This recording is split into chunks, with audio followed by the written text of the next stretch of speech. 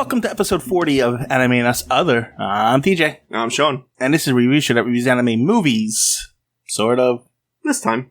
Sort of. So, this episode we have Dragon Ball Z, Wrath of the Dragon. Known in Japan as Dragon Ball Z, Dragon Fist Explosion, Who Will Do It If Goku Doesn't Do It?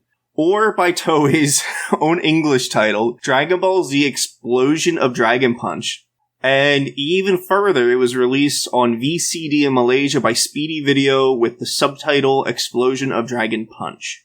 I kinda love that, for some reason, the Dragon Ball movies have just like 8 different names. Every time. I don't know why. Well, before we go any farther into it, I'm gonna read off the episode description off of our normal website that we like search what we're gonna pick off of.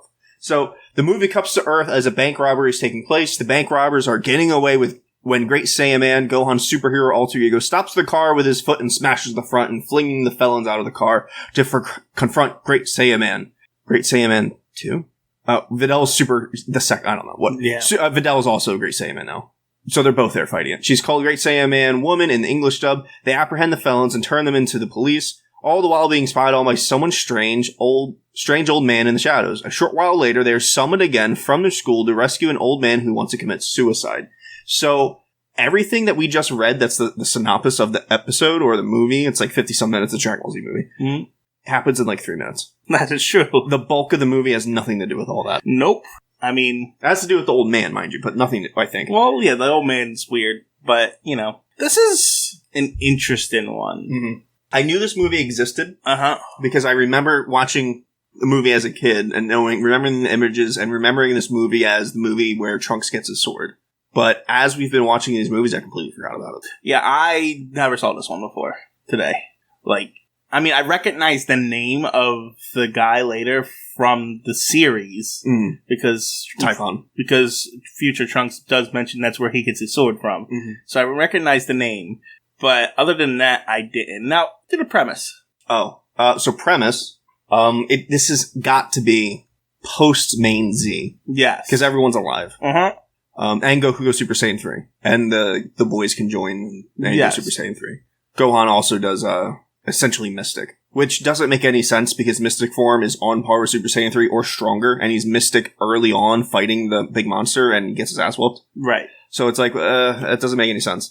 Anyway, the Z Warriors are alive, they're all whatever. And this old guy shows up and I forget exactly what he says. He says there's something trapped in a box here. So, yeah, they open the box, somehow they smash it, whatever. Yeah, Bulma uses science to open it. There you go. And, does the monster come out or just a Typhon? I might not have been watching at that point. Typhon's in the monster, in the old guy's box. Yes. But the monster's attacking already. Okay. Yeah, the monster attacked before Typhon was released. So that must have been his brother's form. So Typhon and his brother, 1,000 years ago, there was this monster attacking, whatever. They cut it in half somehow, and, like, they killed it, but then it was coming back, like it's reviving itself or whatever. So they trapped each half inside Typhon, one inside him, and then one inside his brother. They put him in these music boxes, and blew him off into space to the opposite ends of the universe. So apparently the bad guy got a hold of his brother's box, and as far as we know, his brother's dead. The bad guy is evil. Because the monster's there, but the brother's not. But that guy is an evil wizard, part of a zealot religious cult. Yeah, I mean, they could have just joined it up with Majin Buu and all them. You know what I mean? Yeah. Bobbity. Yeah, I guess they could have. They should have done that. That would have been way better. Like, he's just a faction off of whatever they are. Right. But I got the impression this guy was the last of the... Yes, last of something else. Right. So, he killed his brother, apparently, or supposedly. And he has the lower half of the monster, and he wants the upper half of the monster. Right. So he's trying to, like, coax it out of Typhon. Right.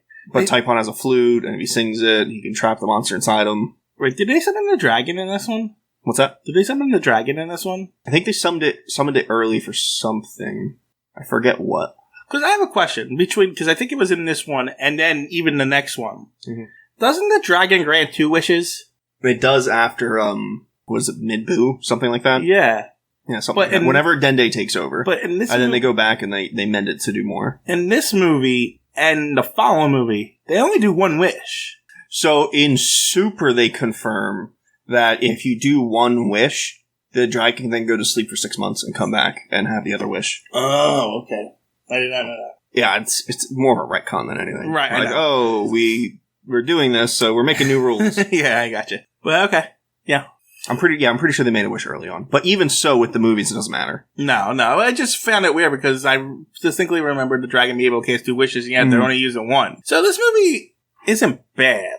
I actually like this movie. It's more interesting, and it changes up Right. the premises versus the other movies. Like, there's a whole new character. Right.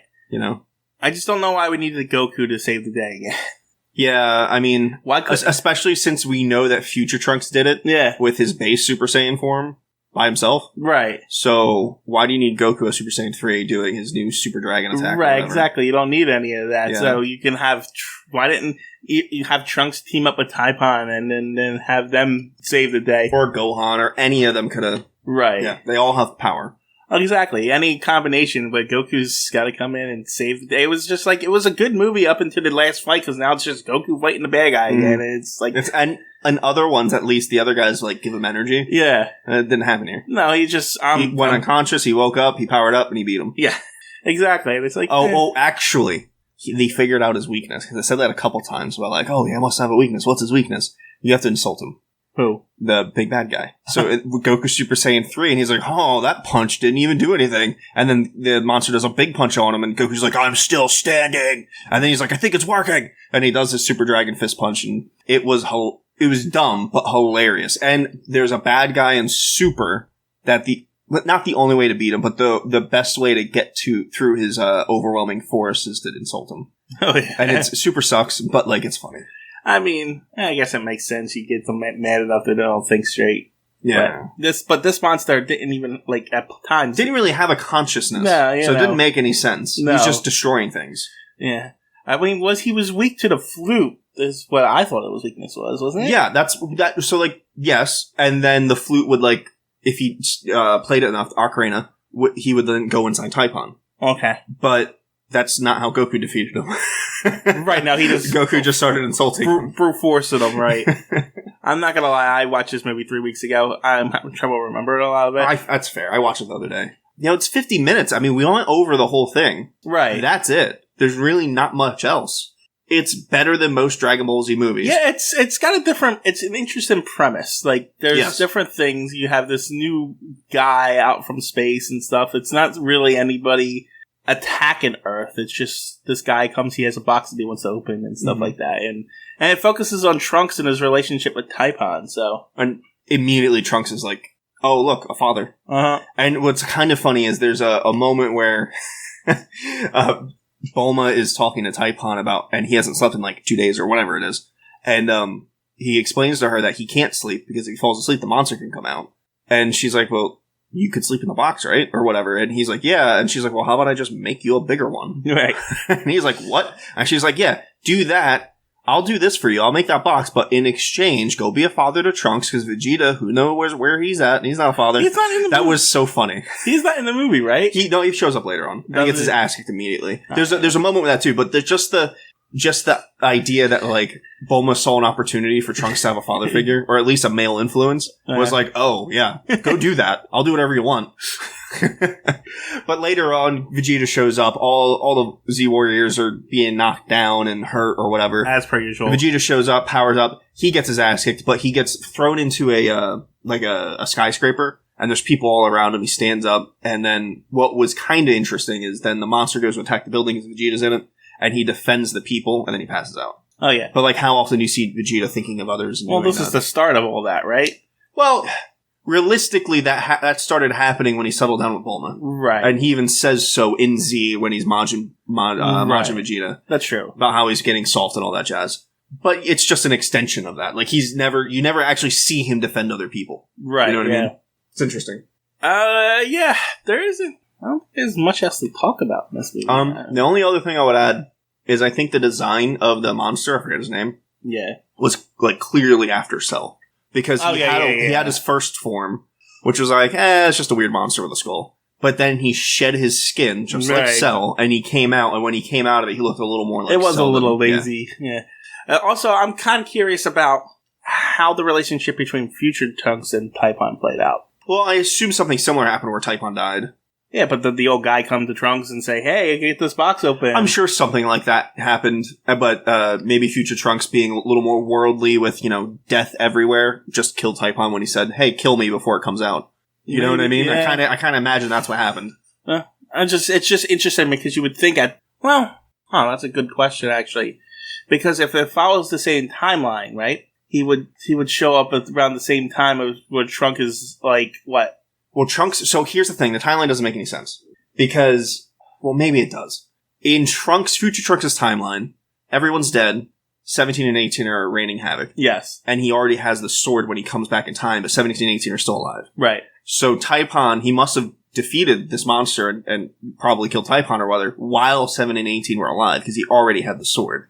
You know what I mean? That's what I mean. So here's my question. Maybe Typhon and this guy, the guy with the box showed up when Gohan was still alive. Oh, I mean, that's possible. And maybe, yeah, that's of course possible. And the things played out, and then they kind of had a similar thing. Mm-hmm. He got the sword and stuff then. Yeah. But it's just an interesting what-if question. Mm-hmm.